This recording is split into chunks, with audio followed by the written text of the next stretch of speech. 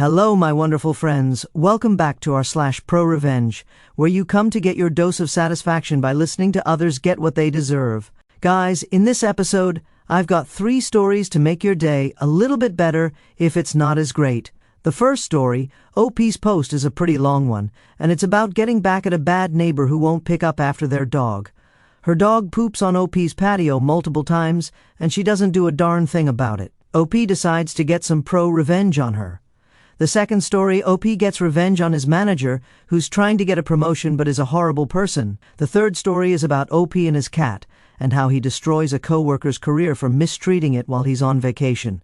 Guys, I do hope you stay for the stories today, and hit that subscribe button for future revenge stories. Guys, it's a pretty long story, so buckle up for the ride and enjoy the story. Oh, and don't forget to subscribe if you haven't already. Let's dive into it. The first story, grab your dog poop. My significant other and I were renting a ground floor unit at a really nice apartment complex. I wouldn't say it was a luxury apartment or anything, but our ground floor units had a little patio off the back that led out to a really nice courtyard area with hammocks, a walking path, outdoor fireplace and seating area, etc. A lot of people walk their dogs out there or let their kids play in the grass, including us. We have a 1-year-old Cane Corso. We got her when we'd been living in the unit for about 2.5 months, and she was only 8 weeks at the time. She's a really good dog, and we trained her well. We could let her out to go potty, and she'd come right back even if there were distractions, people, or dogs out. Then we'd go pick up her poop right away if she pooped. We kept a small step trash can outside specifically for her poop bags because we didn't want to throw them away inside, and the only outside trash cans were on the other side of the building. It was a really small trash can, like the kind you tuck into the bathroom between the toilet and the wall. This lady and her kid moved in on the ground floor in our building. No biggie. We ran into her one day carrying groceries, so my significant other held the door open for her. She seemed kind of Karen-ish but was polite, and her kid, who was probably 10 to 11 years old, didn't look up from his phone. Whatever, that's pretty typical of kids these days. They also had a dog, a little black and white fluffy thing, super cute, but not trained very well. Don't know what kind of dog, but it was much smaller than our puppy. After about 2 weeks or so, we realized that there were dog turds in the grass right off our patio. We found out the hard way because my boyfriend stepped in it the first time. Luckily, he wasn't barefoot. They were clearly not our dog's turds, as 1, we always picked up her poop right after she went, and 2, they were very obviously from a small dog, not our 70-pound puppy. We'd been in the apartment for about 7 to 8 months at that point and never had an issue, so we figured it was the entitled mother's little dog. I wrote her a polite note that basically was like, "Hey neighbor, we noticed that some of your dog's poops aren't being picked up and are right off our patio. Per the pet agreement we all have to sign, we all need to be picking up our own dog's poop each time they go. I'm sure it was an accident and you just didn't notice, so if you can make sure to do that going forward, we'd appreciate it. Your neighbors in unit, whatever." She wasn't home, so I slipped it under the door and went back to my apartment. A couple hours later, this lady is banging on my door and gets really angry with me. She insists that it couldn't have been her dog, and how dare I assume. I felt really bad, and I apologized immediately. I said I didn't mean to offend her and it must have been someone else. She told me to never bother her with crap like this again, and then she stormed off. I was like, okay. Not 3 days later, I was sitting on my patio with a book, enjoying the cool weather, when I see their little dog run out of their back door with no one with it, and it comes over to me. I said hello to the pup because I love pups, and then it took a dump right on the patio.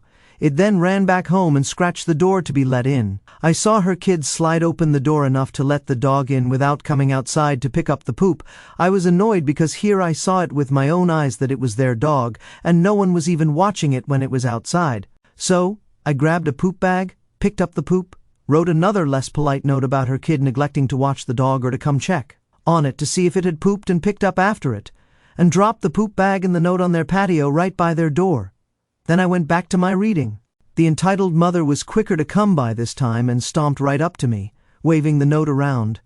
She then stated that her kid was just a kid and probably forgot to check. I said I didn't care.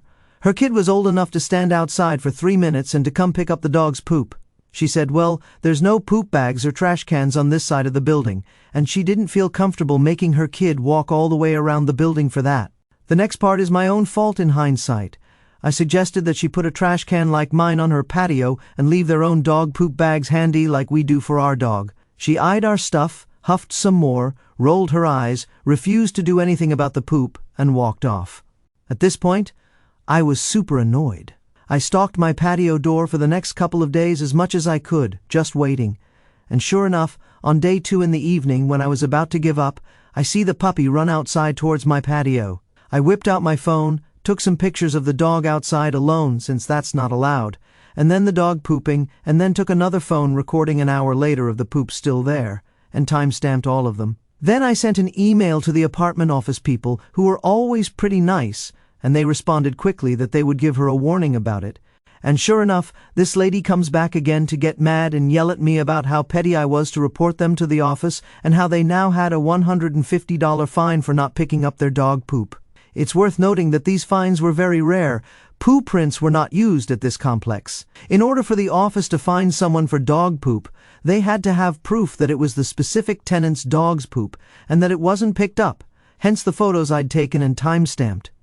I told her that I had tried to be nice about it with her twice before, and it was her own fault at that point for not abiding by the terms of the pet agreement that we all had to sign. She went off about how she's a single mom and works during the day, and her precious baby can't be expected to pick up after their dog. I told her that a 10 or 11-year-old was plenty old enough to pick up after the dog, and if they weren't responsible enough, then maybe the kid should not be letting the dog out at all, and she should be the one to do it.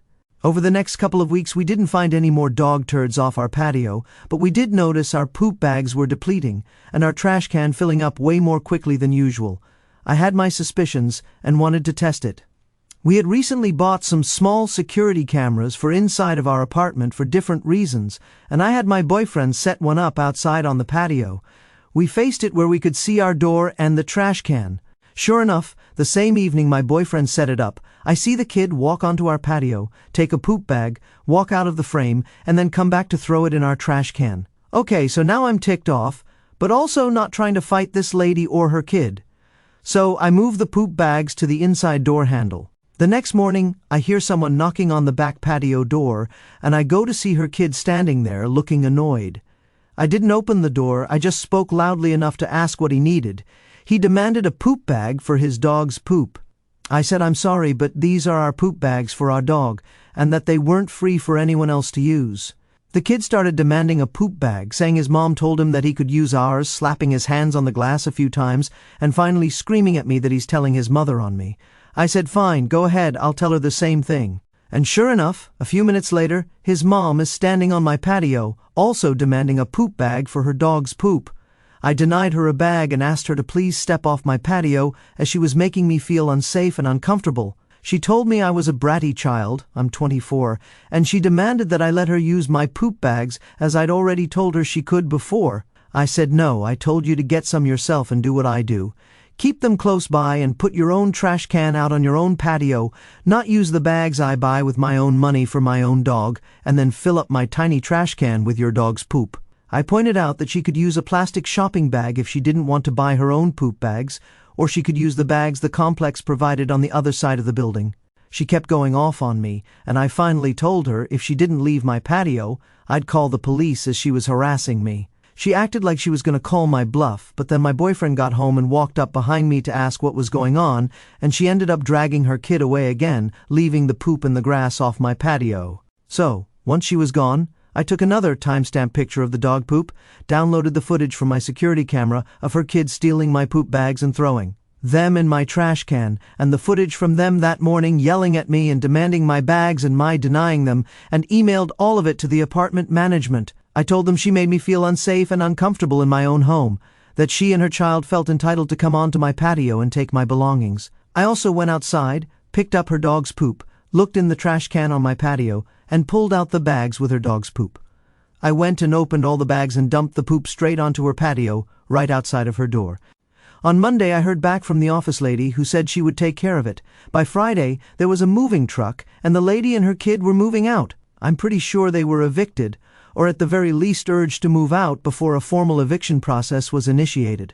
After talking to some of our other much friendlier neighbors, it turns out that we weren't the only ones who had been complaining about her.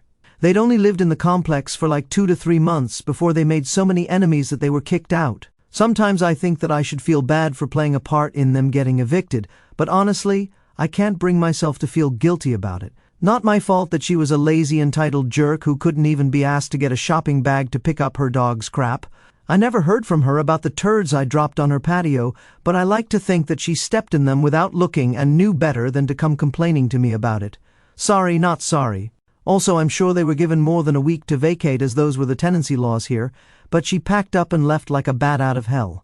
I guess she didn't want to stay somewhere that she was clearly seen as an enemy. I don't know for sure if she was evicted, or if she was just asked to leave or abide by the lease or what. Office can't give out that type of info, and she and I weren't exactly on speaking terms for her to give me the scoop about it. The next story manager gets exactly what he deserves.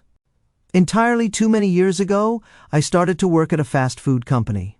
Let's call it Southern State Not Baked Poultry. So, Southern State Not Baked Poultry wasn't a bad first job, since I was 16 and the assistant manager at that location was my best friend's stepdad. So we took what was tedious and menial and tried to make it fun. He was actually a really good manager and genuinely cared about the people who worked for him. We would do silly stuff before the store opened while we were doing prep. He would always have music playing loudly from his office, and as long as everything got done and done well, he really didn't care if we had fun doing it. We'll call him Larry. This story is not about Larry, though. This story is about our store manager, and we'll call him Tim. Tim was the exact opposite of our assistant manager. Everything had to be taken seriously, and fun was outlawed. I genuinely hated working with Tim. Tim was an egocentric, power-hungry, petty little man with delusions of grandeur because he was a manager for Southern State Not Baked Poultry. Tim's approach to managing was to work the employees until they burnt out, and when they did, fire them and hire someone else. Needless to say, morale when Tim worked was in the garbage. Tim hated that crews would prefer working with Larry instead of him. He hated that crews had fun when Larry was working. He hated that our store's numbers were always better when Larry worked, and mostly, he just hated everything about Larry. But one thing he absolutely hated was the silly little thing Larry did. If it was before the restaurant opened, he would stick his tongue between his teeth and lower lip and shout out a high thief to whichever employee had just walked in. It sounded absolutely ridiculous. I would always do the same thing back, which ended up sounding something like, "Hi, Leo-y." A perfect example of what a jerk Tim was is this. There was a young woman who, due to a variety of stressors, attempted to take her own life after a particularly grueling shift working with Tim. After she had recovered, she had come back for her last paycheck, and Larry was working. So Larry sat her down out in the lobby, bought her lunch, brought her last check out, and sat and talked with her for about an hour. It was after lunch rush, and he had the time, so he made sure she was doing okay now, talked about whatever she wanted to talk about, and by the time she left, she was smiling but had tears on her cheeks. She had never had someone just sit and listen and let her talk out everything that was going on. Well, the next day, Tim had come in and hauled Larry into the office.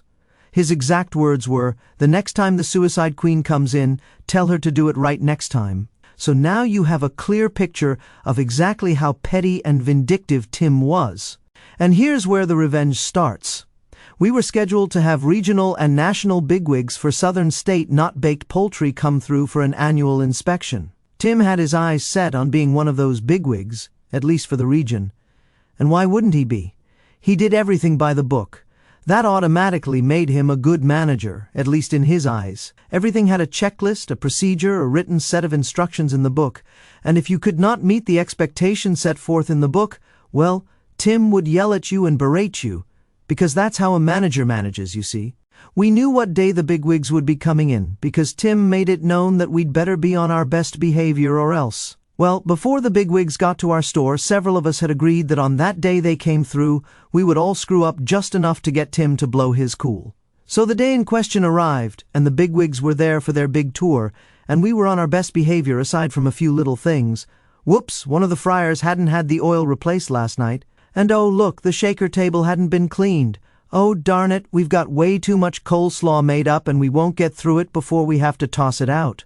And shoot, we don't have enough poultry in the cooker to fulfill the lunch rush, and someone forgot to preheat the second cooker. You get the picture. After the second time, I took a minute too long to get a basket of poultry into the cooker, and Tim absolutely lost his business, yelling, cursing, throwing things, and he actually physically pushed me away from the breading station. He did this in the middle of lunch rush while the regional manager and several bigwigs from National stood there. Tim stood there gulping like a fish. His mouth was moving like he was trying to say something, but no sounds were coming out. The room was absolutely quiet, other than the beeping of a fryer that was done. I looked at Tim, and this was the moment we'd all been gearing up for. I looked down at where he pushed me, a set of handprints and flour on my chest, and I cut loose into him. I yelled at him that I quit, took off my apron, and threw it at him.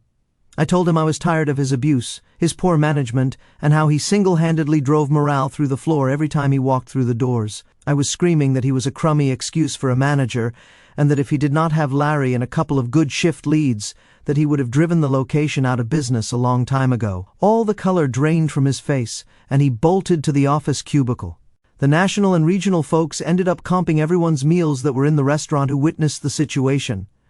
Interestingly enough, Tim was not fired, but he was demoted to assistant manager, and Larry was promoted to manager. About 10 years later, I was working at my current job as an EMT. We had just dropped a patient off at the hospital that was across the street from the same restaurant, and my partner was hungry, so we drove across the street and pulled in. Now, I hadn't set foot in that restaurant since the day I quit, but lo and behold, who was working the counter but Tim himself, and his name tag still shows assistant manager. The restaurant was empty, since it was between lunch and dinner time, and I just couldn't help myself.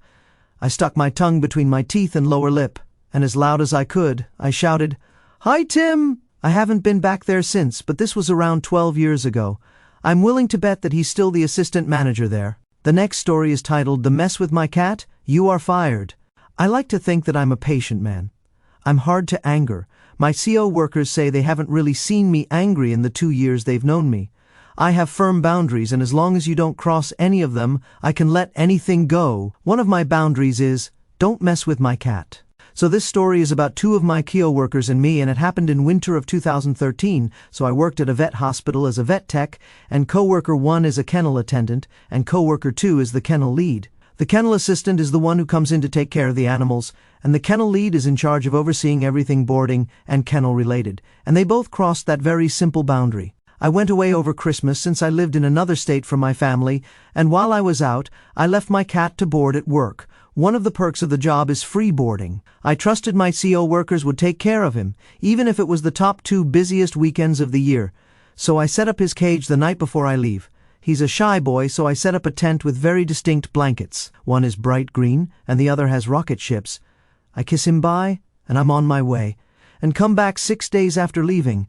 It's late when I get back, so the hospital's already closed, and everyone's gone home. We all have a key, so I swing by because I miss my cat and want to take him home. What I'm greeted by when I got to him was those same blankets. The white rocket ships is now slightly tan and yellow, damp with urine. There were feces and smears on the wall, and a very stressed cat that smelled like pee. We're talking 6 days worth of filth. All they did was put in more food and change the litter box as far as I could tell. I saw Ka, the attendant, was scheduled to take care of the animals that holiday. KL, the lead, had been there 3 different days when I was gone, including the last 2.